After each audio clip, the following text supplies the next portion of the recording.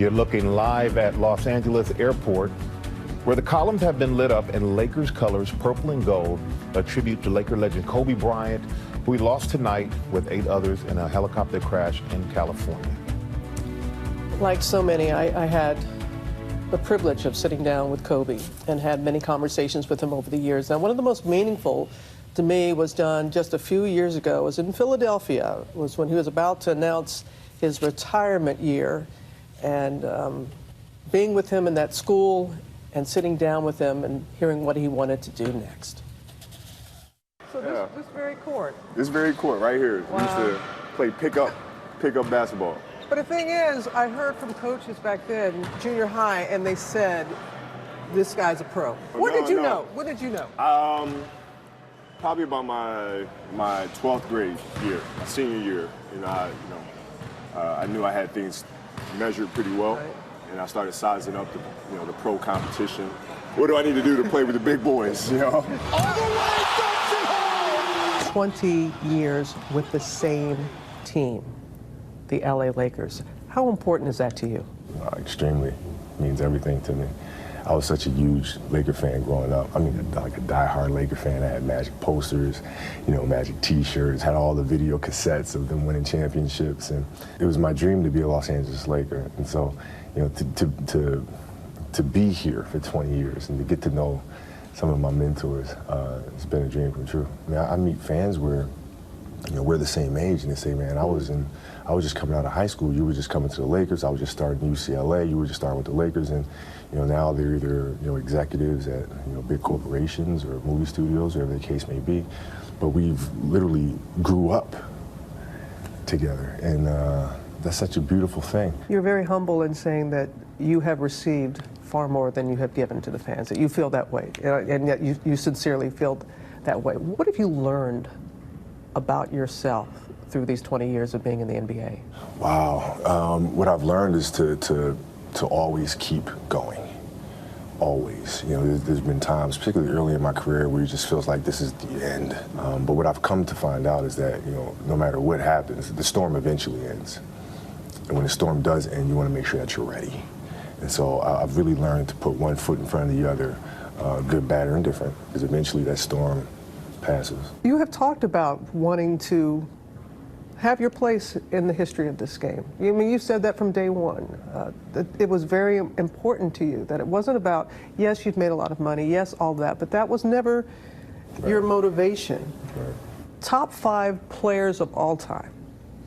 Who would those 5 players be, and would you crack the starting 5? Sure. No, I would never put myself in the starting 5 ever. I'll put the people that I've actually learned the most from, being Jordan, Magic, Bird, Hakeem Olajuwon, and Jerry West.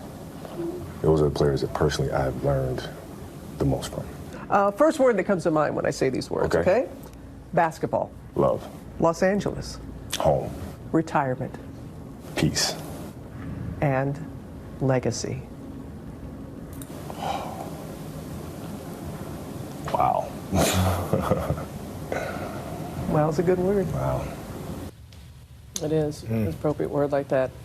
Always tried to wear purple when I was around him.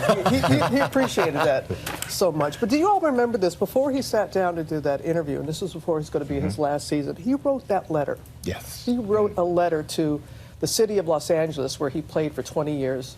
This is part of what he said. Whether you view me as a hero or a villain, please know I poured every emotion, every bit of passion, and my entire self into being a Laker. I'm getting chills. What you've done for me is far greater than anything I've done for you. And the fans felt that. Yeah, they really did. Listening to that interview, Robin, I was struck by, and I think it's unavoidable, how incomplete Kobe's answer was on legacy, where he simply uttered, wow. Right. But I remember him also saying, there's a difference between what you do and who you are. And just think about that. And I think that's why it was so difficult for him to talk about the legacy, because he had so much more. Wasn't done. And I had a chance to interview him for Dear Basketball, which he won an Oscar for. And it was interesting to see him take the same mentality he had as a basketball player and apply it not only in TV but also in business in general, and have the same type of success. Yeah. Amazing. An Oscar. An Oscar. Yeah. Only one to ever do it. Yeah. We have with us now Michael Wilbon, an ESPN commentator who knew Kobe very well. And Michael, I know that you had a very special relationship with Kobe. Tell us about that.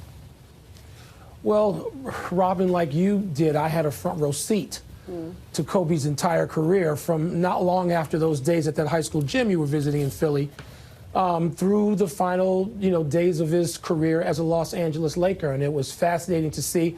I sat down with him. I just looked at it, the last interview we did on camera, talking about what was to come. And you talk about an incomplete answer there. He had so much planned, and he was so passionate about it. He was so engaged. And, people have asked me today, what do you think of first? And the basketball is not what I think of first. I think because when you have that front row seat, it also comes with a pass to sort of get you behind the curtain. And in that case, with the people that you get to interact with for years and years and years, there are personal things. I had a heart attack 12 years ago, this week actually. And when I got out of the hospital and got home, at the front door was an enormous bouquet of flowers.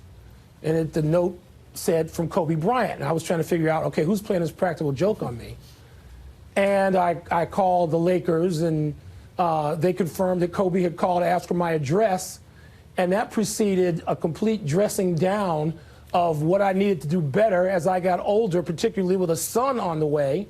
And we talked about parenthood and fatherhood and health, and all the sorts of issues that people don't necessarily see when they're looking at games and post-game interviews. And you're talking about last-second shots and strategies and what went into this and what about this pass and teammates and decision-making.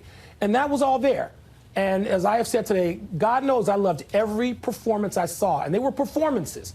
I mean, it was like performance theater. And I think that, we can go back to some people, and certainly Magic and Michael had that, and Kobe had it, and you felt it every single time you watched him, that you were watching theater. And so there's that combination of the personal and the professional that I'm still trying to sort of get my arms around this entire tragic day. And I haven't done it yet, and I suspect it's going to take a long time. Well, Michael, we appreciate you sharing that with us about your special relationship with Kobe, and we are sorry for your loss as well, my friend. Same with you guys. Thank you. Hi, everyone. George Stephanopoulos here. Thanks for checking out the ABC News YouTube channel. If you'd like to get more videos, show highlights, and watch live event coverage, click on the right over here to subscribe to our channel. And don't forget to download the ABC News app for breaking news alerts. Thanks for watching.